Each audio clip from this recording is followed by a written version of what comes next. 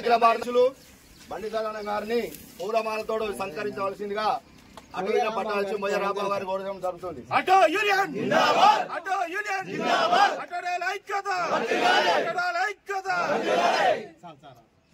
అలాగే చాలా కప్పి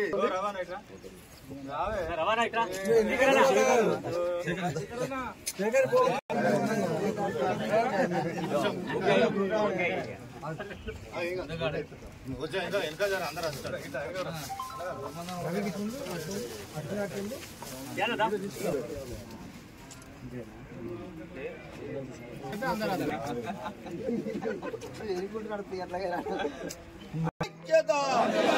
బండి సదానంద గారి నాయకత్వం మొయ్యరాం గారు ఓకే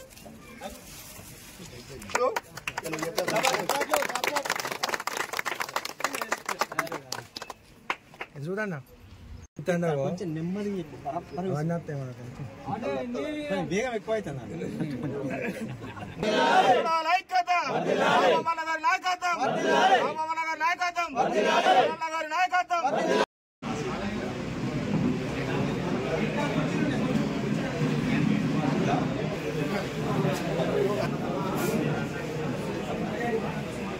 ఇప్పుడు మనం ఏదైనా అనుకున్నామో ఈరోజు చాలా శుభదినం ఎందుకంటే జరుపుకోవడం జరిగింది. శుభదినాన్ని చూసుకొని మన అటవీ జిల్లా నాయకులు మదన్న గారు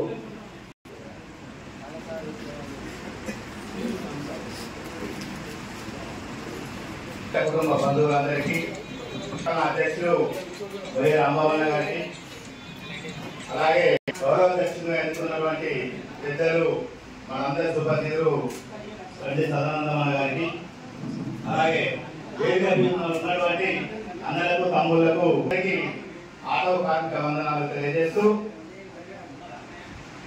ఈరోజు ఎన్నో సంవత్సరాలు ఉద్యమాలు చేసి ఈరోజు పట్టణ అధ్యక్షులు కూడా కొనసాగుతూ ఉన్నారు. ఈ సందర్భంలో మనకు ఎన్నో సమస్యలు ఉన్నా ఈ రోజుల్లో అలా ఉన్నప్పటికీ ఇప్పుడు మన గౌరవం వెన్నుముకగా ఉంటూ మనకు వెళ్ళేలా పరిస్థితి మీ వెనుక మేము ఎప్పుడు జిల్లా కమిటీ మీ వెంటనే ఉంటుంది. ఏ సమస్య ఉన్నా మనకి ఎందుకంటే మనం ఎప్పటికీ ఒక కళ ఉండే ఆ కళ ఏంటంటే మన ఆఫీస్ కావాలని చెప్పి ప్రతి ఒక్కరని కోరికాలి. కానీ ఒకసారి ఎమ్మెల్యే గారు భూమి చేసిండు, నల్లారెడ్డి గారు అర్థం అయిపోయింది. మళ్ళీ సుమానందం గారు కూడా ప్రతినిధి ఇచ్చాడు. ఆ జాగ్రత్త పెట్టే ఆ జాగ కూడా అక్కడ ఉన్న జనాలు ఇది మీకు ఇయ్యం ఆరోగ్యానికి అని చెప్పి అక్కడ నిలబడి మొన్న ఆ మధ్యలో ఒకసారి పెట్ట వేదికలో మరి ఎట్లా ఏం చేద్దాము, ఎట్లా ముందుకు పోదాము మనకు అని చెప్పి ఆలోచించినప్పుడు మరి మంత్రి గారు మనకు గురువారం టైం ఇచ్చినా కానీ రేపే వస్తున్నాడు మంత్రి గారు వివేక్ గారు.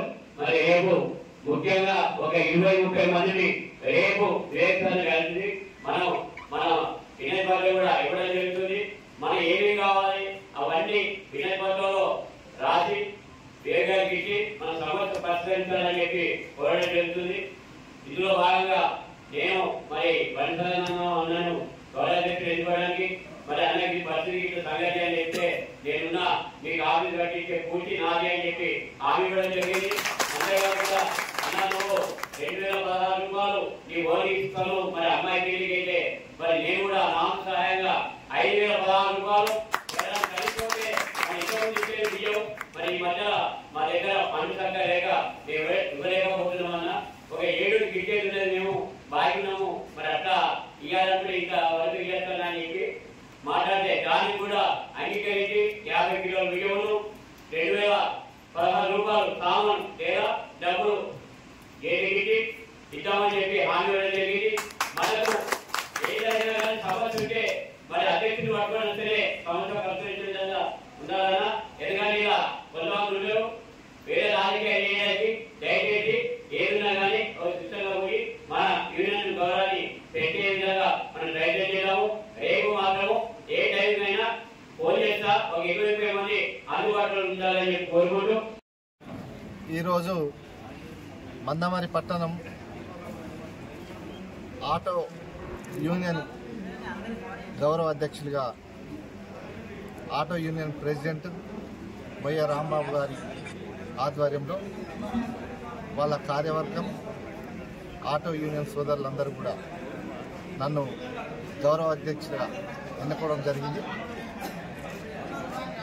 ఈ సందర్భంగా చెప్పేది ఏంటంటే, నేను చాలా రోజుల నుండి చూస్తూ ఉన్నాను.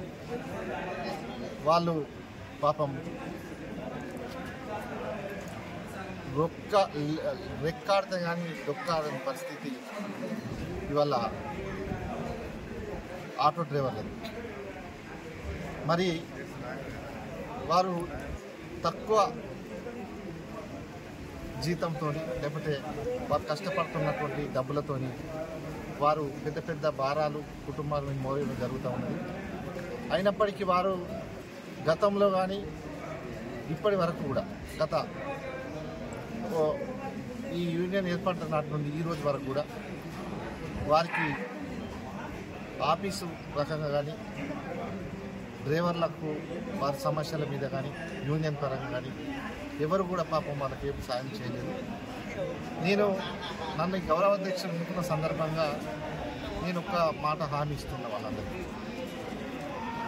ఏదైతే ఈరోజు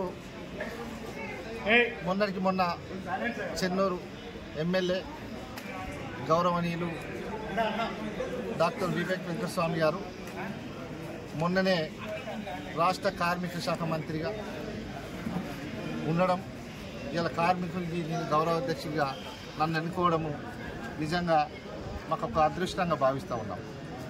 ఇవాళ ఒక డైనమిక్ ఎంపీ పెద్దపల్లి పార్లమెంట్ సభ్యులు గడ్డం వంశకృష్ణ గారు, అదేవిధంగా మంత్రివర్యులు గడ్డం వివేక్ వెంకటస్వామి గారు ఎప్పుడు కూడా గెలిచిన 16 నెలల కాలంలోనే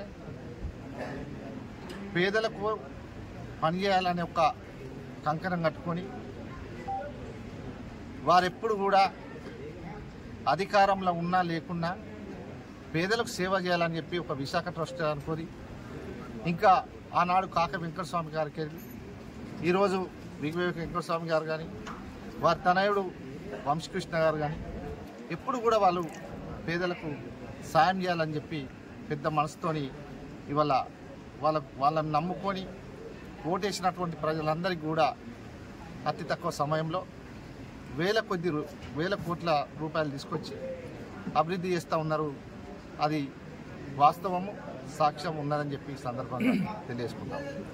మరి ఇవాళ మందమరిలో ఉన్నటువంటి ఆటో సోదరులందరూ కూడా చిన్న చిన్న జీతాలతోని వారు కష్టపడుతూ ఇవాళ చాలా చాలా ప్రాబ్లమ్స్లో ఉన్నారు. వాళ్ళు నేను చూస్తూ ఉన్నా.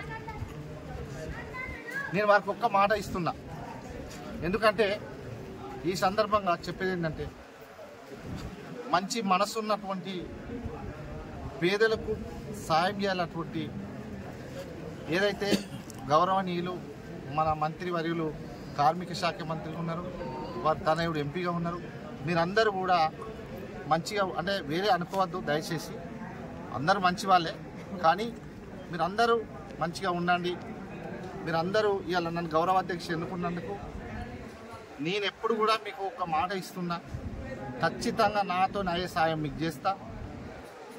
నేను మన మంత్రి గారు కానీ ఎంపీ గారి దగ్గరికి కూడా మీ సమస్యలను తీసుకుపోయి మిమ్మల్ని కల్పించి మీ ఆఫీసే కానీ ఇంకా మీకు ఉన్నటువంటి సమస్యలన్నింటినీ కూడా ఖచ్చితంగా సార్ దృష్టికి తీసుకువెళ్ళి ఖచ్చితంగా వారి ద్వారా మీకు న్యాయం జరిగే విధంగా నేను కృషి చేస్తానని చెప్పి ఈ సందర్భంగా మీకు హామీ ఇస్తూ ఉన్నాను. వాస్తవంగా ఇలా నాకు గౌరవ మన ఈ యూనియన్ అధ్యక్షులు రాంబాబు అన్న కూడా ఒక మాట చెప్పింది.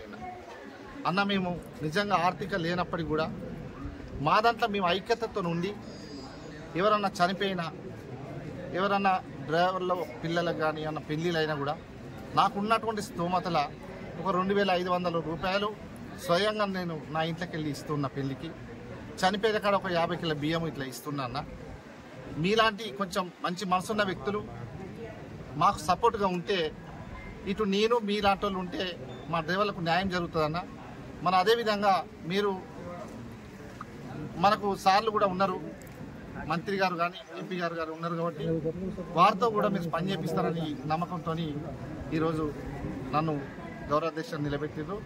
నేను కూడా ఈ సందర్భంగా కార్మికులందరికీ కూడా, ఆటో యూనియన్ సభ్యులందరూ కార్మికులందరికీ కూడా ఒక మాట ఇస్తున్నాను. సరే, ఎప్పుడు కూడా మనిషికి ఎంత ఆస్తి ఉన్నది, ఎన్ని ఉన్నాయన్నది ముఖ్యం కాదు, మంచి మనసు ఉండాలి. ఫస్ట్ సాయం చేసే మనస్తత్వం ఉండాలి.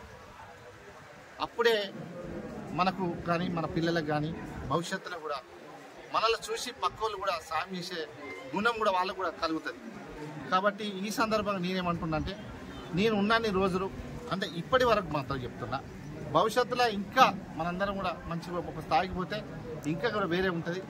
కాబట్టి నేను కూడా రాంబాబు అన్నను అంటే ఒక ఆదర్శంగా తీసుకొని ఏ ఇంట్లో ఏ కార్మికుని బిడ్డ పెళ్ళి అయితే 5,500 రూపాయలు నేను ప్రతి పెళ్లికి దీనికి సాయం చేస్తానని చెప్తున్నా. అదేవిధంగా ఎవరన్నా ఇప్పుడు ఆటో కార్మికుల ఇంట్లో జరగాలని అనివార్య కారణాల వల్ల ఏదన్నా ప్రమాదశాస్త్రం జరిగినా, ఎవరైనా పెద్ద మనుషులు చనిపోయినా కూడా నా వంతుగా 50 కిలో బియ్యం, చిల్లర ఖర్చుల కోసం 2 రూపాయలు కూడా ఇస్తానని చెప్పి తెలియజేసుకుంటా ఉన్నాం.